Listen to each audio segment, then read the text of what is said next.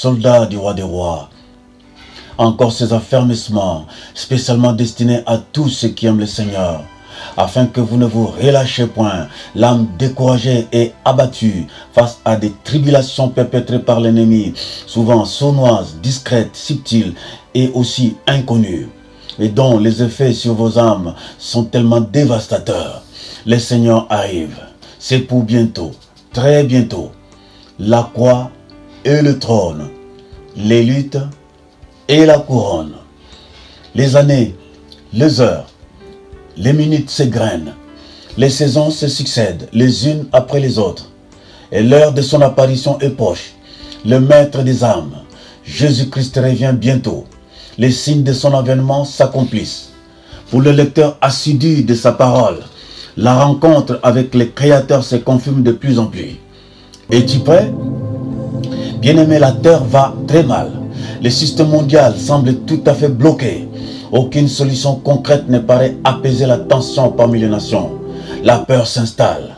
Qui cependant réalise que toutes ces crises sont des événements annonciateurs du retour du Fils de Dieu? Premier point que nous allons développer. Voici deux réalités dans les premiers points qui vont sceller les sorts des humains. Dans ces premiers points, nous développons la première réalité qui est les deux chemins qui nous sont ouverts pour tous les habitants de la terre. Le premier, c'est les trois chemins. La voie resserrée et étroite.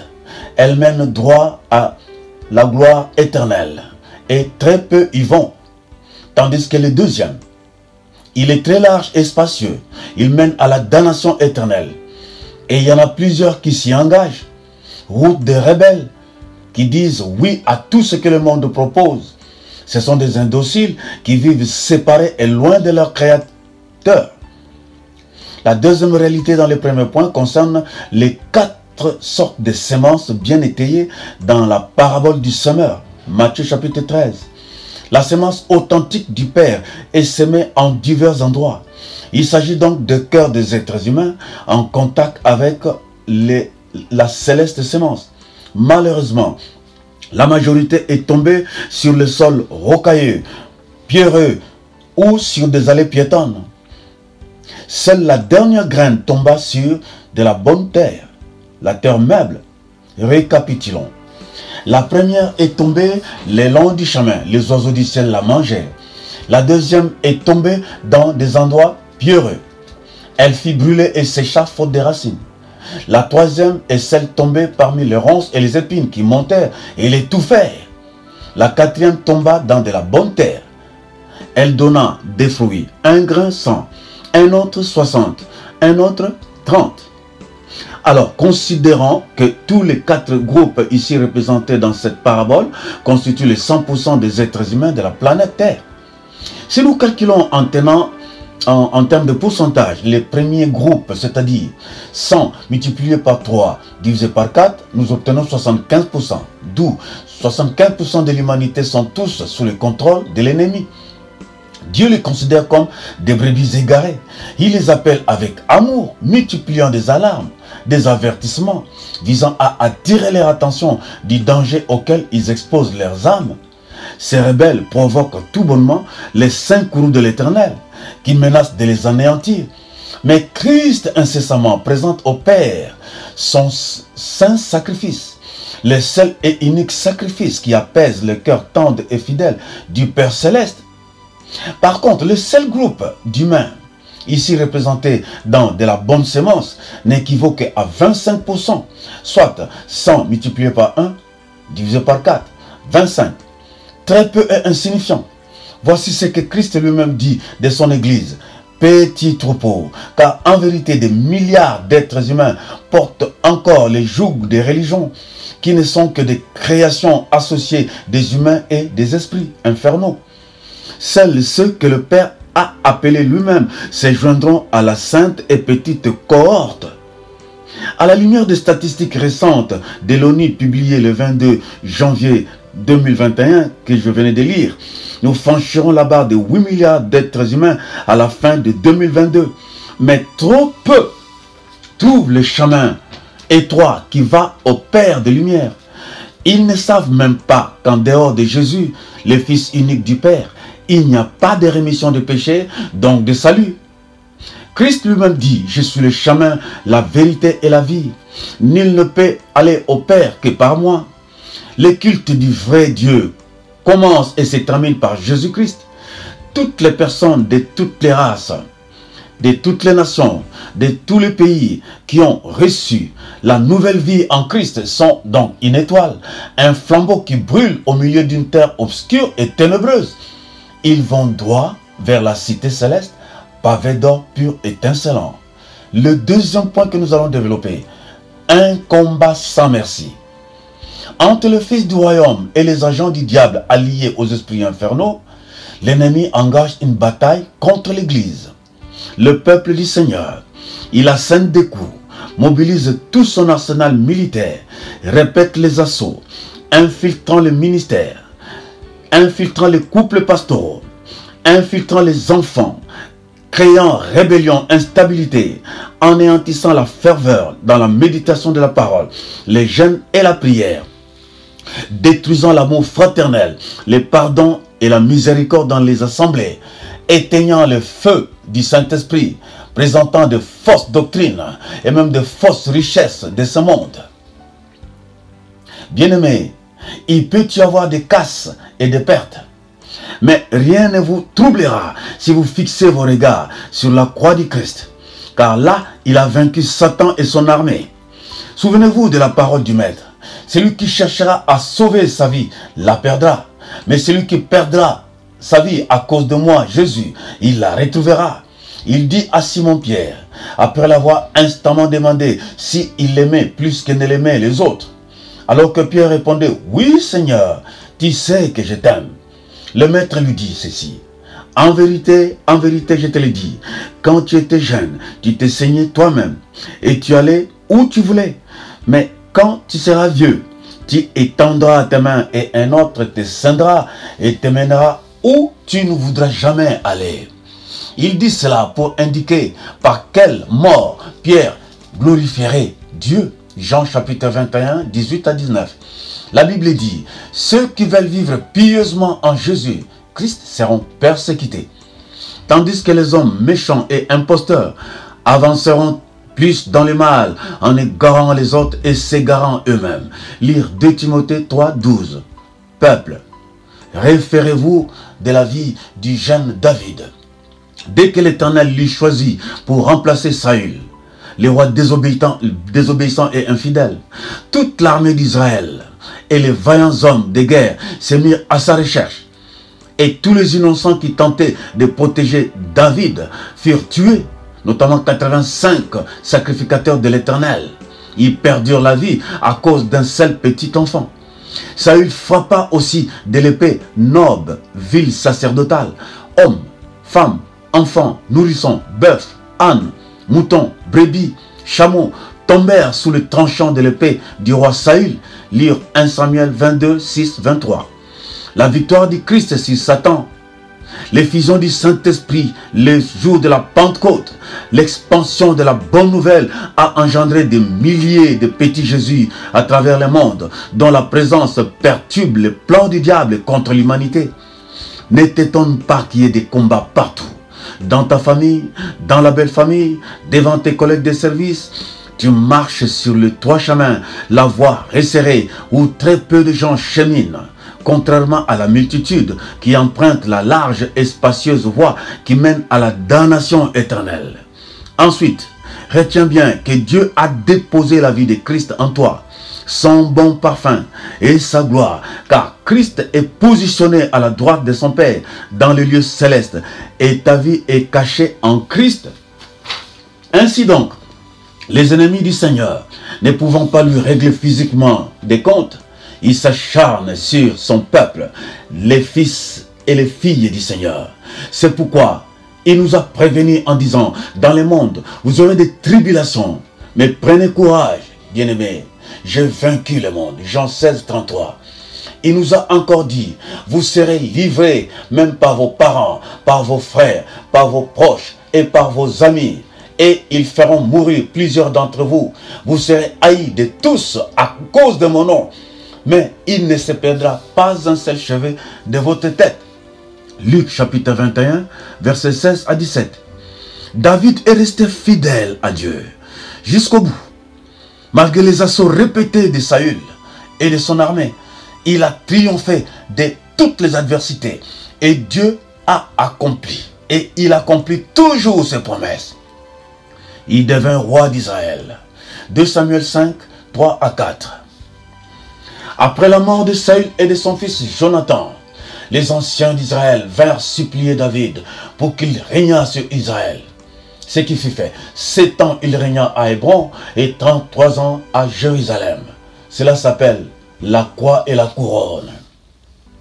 Bien-aimés, Dieu dit, ils vous feront la guerre, mais ils ne vous vaincront pas. Alors, puissiez-vous quitter trop tôt à la fleur de l'âge cette vie, ou que vous viviez au-delà d'un siècle. Là n'est pas le souci du Seigneur.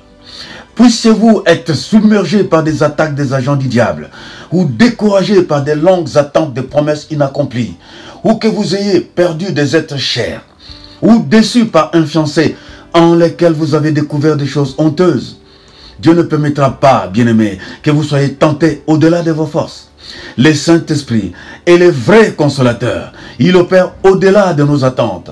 Il nous aide à persévérer sur les 3 chemins de la croix du Christ, qui lui, le premier, a expérimenté la détresse, l'abandon, l'injustice, les régnements, la faim, les rejets, les moqueries et la mort. Il les a tous vaincus.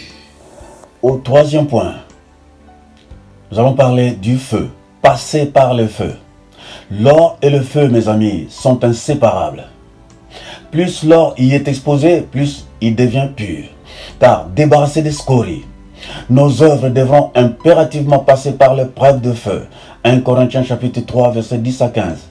Ici-bas, nous bâtissons une œuvre que nous présenterons au Maître. Quelles sont donc les matières dont tu te sers pour bâtir? Du foin, de la paille, des bambous, du bois, des feuilles de bananier, ou de l'acier, de l'or, du fer, du diamant. Ton œuvre sera éprouvée par le feu. Feu de tribulation, des incompréhensions, de la haine, du rejet, de la détresse, de la solitude, des combats et assauts répétés de l'ennemi, de la diminution. Ne crains point les dangers. Laisse-toi conduire par le Saint-Esprit. Tu monteras de progrès en progrès, de puissance en puissance, de gloire en gloire, si tu ne te relâches. Aucun malheur ne t'arrivera, aucun fléau n'approchera de ta tente. Il m'invoquera et je lui répondrai. Je serai avec lui dans la détresse. Je le délivrerai et je le glorifierai. Psaume 91, 13 à 15.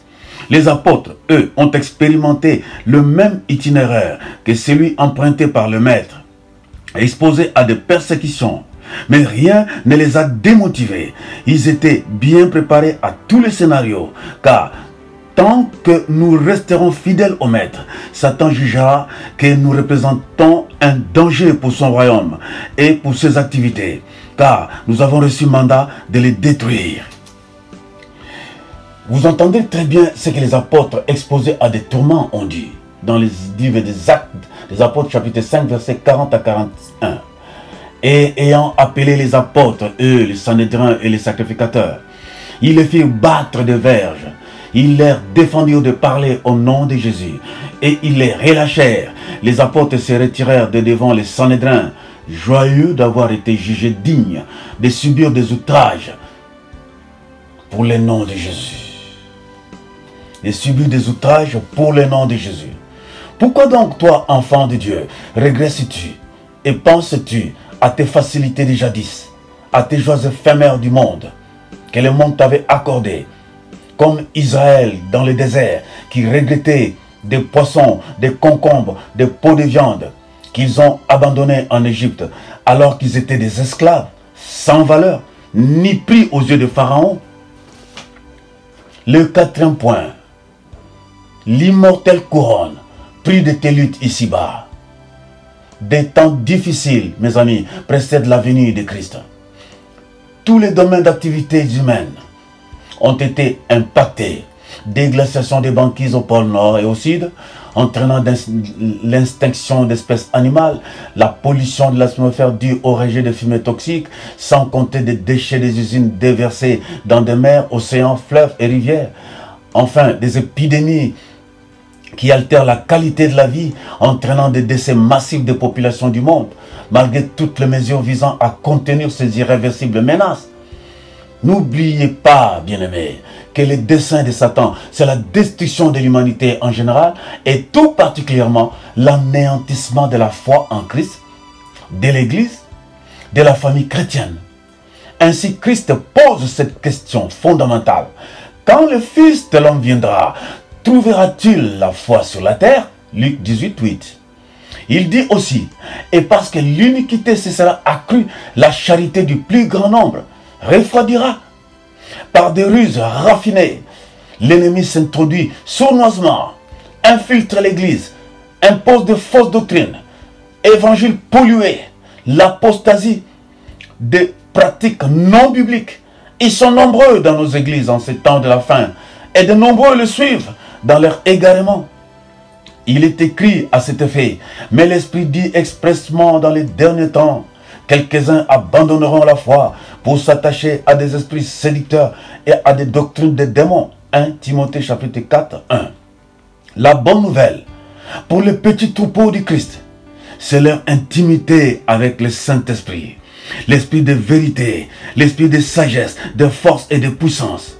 C'est l'Esprit Saint qui nous gardera toujours au plus près de la croix, prêt pour l'enlèvement. Prêt pour l'enlèvement, mes bien-aimés. Jésus-Christ étant la tête du corps qui est l'Église, a dit, les portes de séjour de mort ne prévaudront point contre elle, car elle est bâtie sur la pierre angulaire, le rocher, l'ancien des âges, le tout-puissant, le roi des rois, le fidèle, c'est le Christ rédempteur. Alors, si l'ennemi fait rage, soyez ferme et fort, car l'Esprit qui te conduit exercera tes mains au combat et tes doigts à la guerre. Le triomphe est possible, mes amis. Le triomphe est possible pour quiconque lutte à genoux et s'attache à sa parole. Bien-aimé, marche sur les chemins de la justice, sur les sentiers de la droiture, pour rencontrer celui qui, sur le même chemin, sur le même sentier, vient à ta rencontre, pour te livrer sa cargaison de biens durables et éternels. Proverbe chapitre 8, versets 20 à 21. Car les biens d'ici-bas sont des valeurs périssables qui sont attaquables par des rouilles, des teignes, la crise économique, les vols et les pillages. Et cinquième point,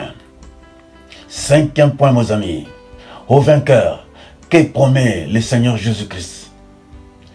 À celui qui vaincra, dit-il, il sera vêtu de blanc, son nom restera dans les livres de vie, et je confesserai son nom devant mon Père et devant les anges. Apocalypse 3, 5.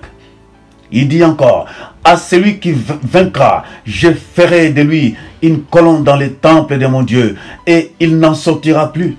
J'écrirai sur lui les noms de la ville de mon Dieu, de la nouvelle Jérusalem, qui descend du ciel. Apocalypse 3, 12.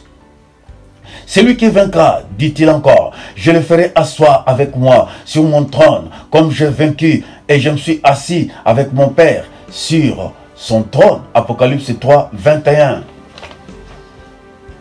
Celui qui vaincra, ajoute-t-il, et qui gardera jusqu'à la fin mes œuvres, je donnerai autorité sur les nations. Apocalypse 2, 26. Sois fidèle jusqu'au bout, dit le Seigneur. Sois fidèle jusqu'à la mort, et je te donnerai la couronne de vie. Apocalypse 2, 10. À celui qui vaincra, enfin, Jésus-Christ dit, je donnerai de la manne cachée. Apocalypse 10, 17.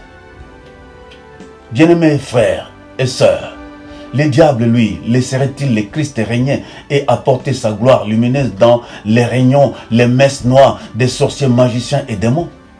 Et alors, laisserait-il, toi, fille du Seigneur, fils du Dieu vivant, te laisser berner par des vaines gloires, des tromperies moqueuses,